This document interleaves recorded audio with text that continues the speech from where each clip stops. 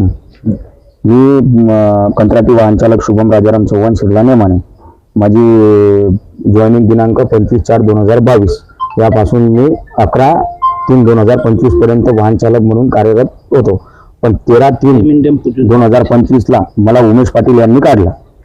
Reason असा होता की फक्त गाडी अंडर रिपेअर झाली म्हणून, आणि गाडी अंडर रिपेअर व्हायचं कारण म्हणजे उमेश पाटील उपविभागीय अभियंता जिगाव पुनर्वसन उपविभाग खामगाव, आणि गाडी का बरं अंडर रिपेअर झाली हे विचारणा उमेश पाटील यांच्याकडून करण्यात येईल. मग त्यानंतर तुम्ही काय पुढची प्रोसेस ते ऑन पेपर सगळे एवढे डॉक्युमेंट आहेत माझ्याकडे पूर्ण ऑन पेपर मध्ये. हा, पण ती आलो इथं सापडत नाही, आणि इथं आलो असता शिपाई जे माहितीचा अधिकार टाकला किंवा ज्युनियर क्लर्क उडवाबिडीचे उत्तर देतात. हा, व तुला कोणतून ठेवू असं काहीतरी माहिती मिळणे व मला परत जाणे, आणि त्याच्यानंतर सरपंच पोलीस पाटील तंटामुक्ती यांना मी बोलले असता त्यांच्या समक्ष बाकीची माहिती त्यांच्या समक्ष आहे.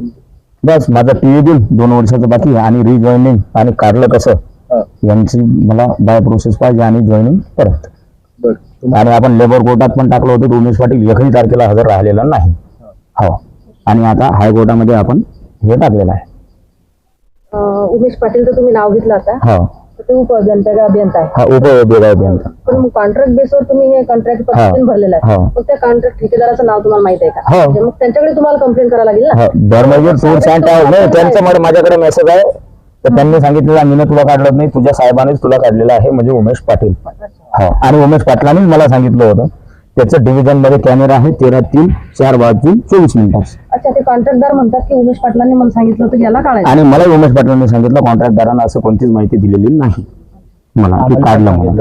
हा, आणि हे पोलीस पाटील डायरेक्ट काढून डायरेक्ट ऍडमिटेड काय बोलले तुम्हाला ते? की तुझं काम झालं, आता तू